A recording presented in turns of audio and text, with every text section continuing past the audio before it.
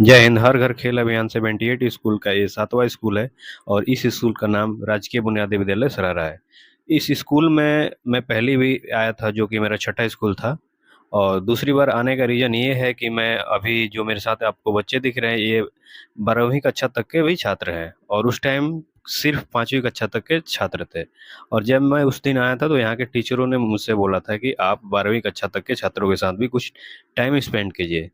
तो इसलिए मैं आज आया हूँ और बच्चों को आज मैं केवल ये बताऊंगा ही नहीं कि खेल से क्या फ़ायदा है, खेल हमें क्यों खेलना चाहिए, बल्कि उनको कुछ करा के भी दिखाऊंगा। और मैं, जैसे कि आप देख रहे हैं कि मैं कुछ करा रहा हूँ, तो जी हाँ, बिल्कुल मैं आज इनको सबसे पहले मैं स्ट्रेचिंग करा रहा हूँ, क्योंकि आपको एक्सरसाइज और वार्म अप से पहले स्ट्रेचिंग बहुत ज़रूरी है।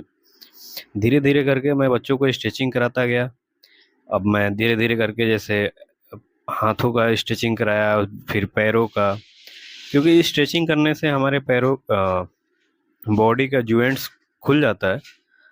क्योंकि वार्म अप करने टाइम जो भी हमारे बॉडी का ब्लड सर्कुलेशन हाई होता है धीरे धीरे, वो जॉइंट्स पे कोई दिक्कत नहीं होता है। तो इसलिए हम बच्चों को पहले आज वार्म अप से पहले स्ट्रेचिंग करा रहे हैं। हालांकि कुछ बच्चों को शुरू शुरू में दिक्कत हो रहा था, लेकिन कैसे भी करके मैं उनको समझा रहा था धीरे धीरे करके। और साथ में यहाँ के जो टीचर्स थे काफ़ी सपोर्टिव थे, वो खुद भी कुछ कर रहे थे मूवमेंट, और बच्चों को भी बता रहे थे कि ऐसे ऐसे कीजिए। और बच्चों के साथ यार आप कभी भी टाइम स्पेंड करके देखोगे ना तो बहुत मज़ा आता है। और अब मैं थोड़ा थोड़ा इनको वार्म अप कराने की ओर ले जा रहा हूँ। धीरे धीरे मैंने रनिंग से स्टार्ट किया और उनको सबको बता रहा था कि धीरे धीरे रनिंग करते हैं, क्योंकि धीरे धीरे ही बॉडी को आप हिट करना होता है। जब भी आप कोई फिजिकल एक्टिविटी कर रहे हो या फिर खेल रहे हैं कोई गेम, तो धीरे धीरे बॉडी को वार्म अप किया जाता है। इसलिए मैं थोड़े पहले वार्म अप करा रहा हूँ। वार्म अप के टाइम कुछ बच्चे हल्ला कर रहे थे, इसलिए मैं उनको चुप भी करा रहा था और कुछ करके भी दिखा रहा था कि ऐसे करना है। साथ में आप देख रहे हैं कि टीचर भी बता रहे थे कि ऐसे करना है, जैसे कि पैर को बाहर ले जा रहा हूँ मैं।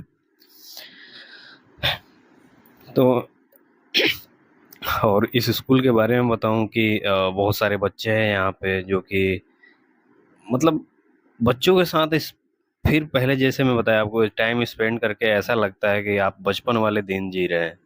और जो ये मैं काम कर रहा हूँ, हर घर खेल अभियान चला रहा हूँ, अब मुझे लगता है, ऐसा लगता है कि हाँ यार, मैं कुछ तो सही कर रहा हूँ। जो मैं करना चाहता था, जो मेरे दिल में है वाकई, वो मैं अब काम कर रहा हूँ। इन बच्चों को हो ऐसा ना हो कभी कि आगे चल के कोई बीमारी हो, भगवान ना करे। पर मुझे लगता है कि अगर ये फिजिकल एक्टिविटी से जुड़े रहेंगे, अगर अपने लाइफ में हमेशा फिजिकल एक्टिविटी करते रहेंगे, तो परसेंटेज बहुत कम है कि आने वाले दिन में इनको कोई बीमारी हो। हाँ, फिट रह सकते हैं। साथ में कुछ हम मस्ती भी कर रहे थे, जैसे ये लड़का छोटा सा पीले और ड्रेस वाला, बहुत मस्तीखोर है, मस्ती भी कर रहे थे बच्चे। और ये सब गांव के बच्चे हैं यार, तो गांव के बच्चों के साथ आपको पता है कि कितना मज़ा आता है, कितने मस्तीखोर भी होते हैं। वार्म अप करने के बाद थोड़ा-सा हमने फिर स्ट्रेचिंग किया, क्योंकि वार्म अप करने के बाद बॉडी हीट हो जाता है, बॉडी हीट होने के बाद भी थोड़ा बहुत स्ट्रेचिंग करना चाहिए। तो फिर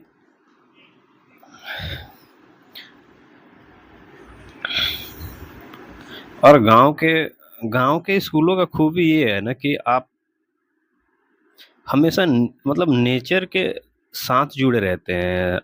जैसे कि आप देख रहे होंगे कि मैं स्कूल के सामने करा रहा हूँ, उसके सामने पोखरा है यानी तालाब है ना, छठी मैया का मूर्ति है। और ये पेड़ पौधे यार, ये सब शहरों में नहीं मिलता। फिर मैं बीच में ना एक चीज बता रहा था बच्चों को कि अगर पहले क्या होता था कि पहले की लड़कियां स्कीपिंग रोप करती थी यानी लाफन जो आजकल भूल गई हैं, तो वो भी कर ले तो उनके फिटनेस के लिए काफ़ी अच्छा रहेगा वो एक्सरसाइज। फिर लास्ट में मैंने बच्चों को स्प्रिंट भी लगवाए, और बहुत उत्सुक थे लड़के दौड़ने के लिए, खेलने के लिए। उनको हमने कबड्डी भी खिलाया, जो कि इस वीडियो का पार्ट नहीं है वो सीन। पर हाँ, बच्चे बहुत उत्सुक हैं यहाँ खेलने के लिए, दौड़ने के लिए, पर सुविधाओं की थोड़ी सी कमी है जो मैं मानता हूँ। और गवर्नमेंट इस पे ध्यान दे रही है। मिलते हैं अगले वीडियो में, तब तक के लिए जय हिंद।